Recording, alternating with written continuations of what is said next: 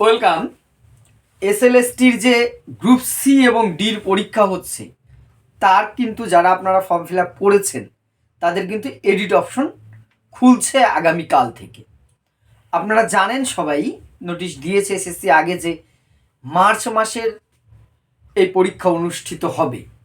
সম্ভবত আপনার যে 8 তারিখ 15 তারিখ দুটো ডেট দিয়েছে, এই দুটো দিন যে পরীক্ষা হচ্ছে তার আগে অনেক ক্ষেত্রে আমাদের ফর্ম ফিল আপে ভুল হয়, বিভিন্ন রকম ভুলভ্রান্তি কিন্তু হয়। সেটা নামের হতে পারে, ডেট যারা আগে চাকরি করতেন, ডেট অফ জয়েনিংয়ের ক্ষেত্রে, এক্সপিরিয়েন্সের ক্ষেত্রে, অন্যান্য বিভিন্ন রকম।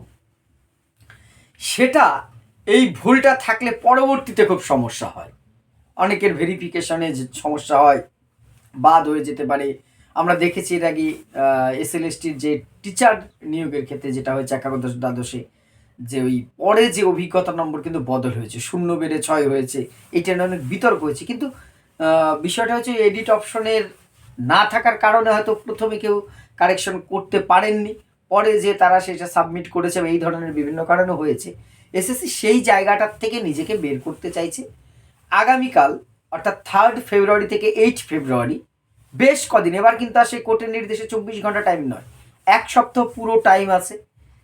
আপনারা যারাই ফর্ম ফিল আপ করেছেন, কোনো রকম ভুল ছিল মনে হচ্ছে, এতদিন কারেকশন করার কোনো সুযোগ পাননি, তারা কিন্তু অবশ্যই একবার কালকের পর থেকে ওয়েবসাইটটা, কালকের পর থেকে নয়, কালকে থেকেই, আজকের পর থেকে ওয়েবসাইটটা একবার খুলে চেক করে নেবেন। এডিট অপশন দেবে, সেখানে যদি কোনো আপনার কোনো তথ্যগত ত্রুটি থাকে বা সেটা আপডেট করবার প্রয়োজন হয়, সেটা কিন্তু করে নেবেন।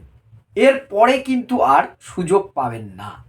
শুধু সুযোগ পাবেন না না, এবার এই এডিট অপশনটাকে আপনি স্কিপ করে গেলে পরে যে যদি আপনি ভেরিফিকেশনে যে বলেন যে না আমার এই হয়েছে সেই হয়েছে, তখন কিন্তু সেটা অ্যাকসেপ্ট নাও হতে পারে। কারণ যেহেতু আপনাকে 1 সপ্তাহ সময় দিচ্ছে কারেকশন করবার, তাই সবাইকে শুধু এই তথ্যটাই আজকে আমার দেওয়া, যে আপনারা অনেকে হয়তো নাও জানতে পারেন, বেশিরভাগই আপনারা আপডেট এখন জানি, তবুও যারা গ্রুপ সি এবং ডি উভয় পরীক্ষার জন্য অ্যাপ্লিকেশন করেছেন তারা কিন্তু একবার আগামীকাল থেকে চেক করে নেবেন, বা যার যেরকম সমস্যা আছে, সেটা কারণ ডেট অফ বার্থের হয়তো ভুল আছে, কারণ নামের স্পেলিংটা টাইপ করতে যে ভুল হয়ে গেছে, পিতার নাম অ্যাড্রেস থেকে শুরু করে অনেকগুলো বিষয় দিয়ে দিয়েছে। আপনারা সেই জায়গাগুলো কিন্তু একবার দেখে নেবেন। এরপরে এসএলএসটির যে নেক্সট পরীক্ষায় কিন্তু রয়েছে গ্রুপ সি এবং গ্রুপ ডি, সেই পরীক্ষাটা কিন্তু অনুষ্ঠিত হবে, তার আগে এটা করে নেবেন। আর আপনাদের যে স্বাভাবিক জিজ্ঞাসাটা আছে, স্যার 11-12 কাউন্সিলিংয়ের কী খবর, শীত ঘুমে চলে গেল? আমি কিন্তু সেটা নিয়ে দুটো ভিডিওতে বলেছি যে কাউন্সেলিং একটু দেরি কিন্তু এই মুহূর্তে হবে, তবে এখনও আমি কিন্তু আশাবাদী কাউন্সেলিং ভোটের আগে অর্থাৎ এই মাসেই হয়তো হয়ে যাওয়ার সম্ভাবনা আছে। আর একটা বিষয় হয়তো প্রশ্ন করতে করতে বা আপনারা জানতে চাইতে হাঁপিয়ে উঠেছেন, নবম দশম কি হলো। আমি বারবার যেটা বলেছি, আজও একই কথাই বলছি, নবম দশম কিন্তু 11-12 আগে আর হওয়ার সম্ভাবনা নেই। 11-12 কাউন্সিলিংটার পরেই তারপরেই কিন্তু নবম দশমটা শুরু হবে। আর নবম দশমের যে নিয়োগ, সেই নিয়োগটা সম্ভবত কিন্তু ভোটের পরেই হওয়ার চান্সটা বেশি।